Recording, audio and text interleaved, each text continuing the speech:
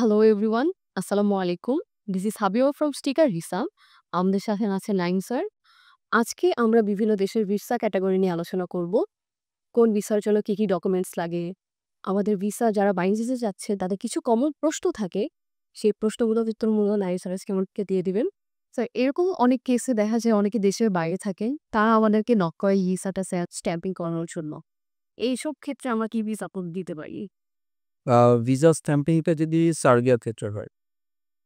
সার্বিয়ার ক্ষেত্রে হলে বা মন্টিনিগ্রোর ক্ষেত্রে হলে হ্যাঁ, ডেফিনিটলি উনারা যদি অলরেডি এম্বাসিতে জমা করে থাকেন বা অনলাইন করে থাকেন, উনাদের ভিসা অ্যাপ্রুভাল যদি চলে আসে, তাহলে আমাদের যেটা প্রয়োজন অ্যাপ্রুভালের যে ইমেইল এসেছে, ইমেইলটা আমাদের দরকার এবং অনলাইন যে উনারা ট্র্যাক করেন, ওখানে অনলাইন ট্র্যাকিং এ লেখা থাকবে যে request is approved. So online tracking এর স্ক্রিনশটটাও আমাদের লাগবে এবং যেই ডকুমেন্টসগুলো অনলাইনে আপলোড করেছেন, ওই ডকুমেন্টসগুলো আমাদের প্রোভাইড করতে হবে। প্লাস আপনার ছবি এবং পাসপোর্ট। এগুলো সব ডকুমেন্ট আমাদের অফিসে জমা করলে আমরা অফিসিয়াল প্রসেসে ইন্ডিয়াতে পাঠাবো। আমাদের টিম সাবমিট করবো ওখানে। সাবমিট করার পর ফার্দার হচ্ছে এম্বাসি প্রসেস করে দেবে, আমরা আবার নিয়ে আসবো।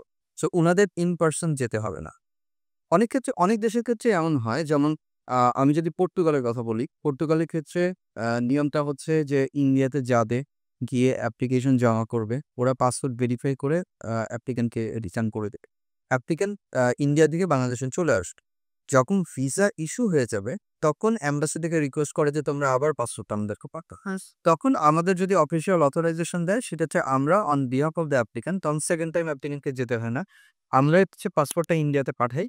ইন্ডিয়াতে হচ্ছে আমাদের টিম আছে, তারা পার্টিকুলার পর্তুগালের বা অন্যান্য যে এম্বাসিতে সেম প্রসেস আছে। ইভেন ফর বুলগেরিয়া, বুলগেরিয়ার ক্ষেত্রেও same process.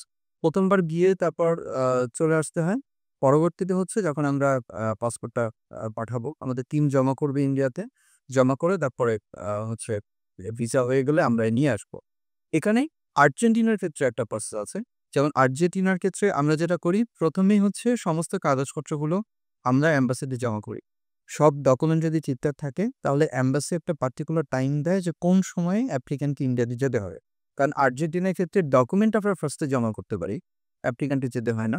But within 3 weeks two 4 weeks embassy আবার বলে যে ইন পারসন ইন্টারভিউর জন্য আসতে হবে।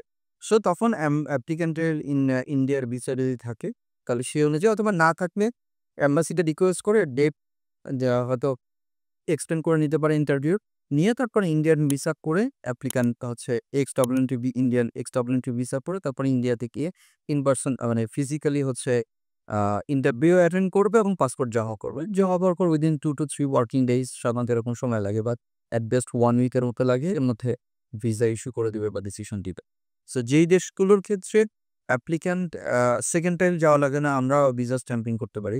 অথবা আ আ যেগুলোর ক্ষেত্রে অ্যাপ্লিক্যান্টের যাওয়া একদমই ম্যান্ডেটরি না, সেগুলোকে ডেফিনিটলি আমরা অ্যাপ্লিকেশন ইন্ডিয়াতে জমা করে প্রসেস করে দেব।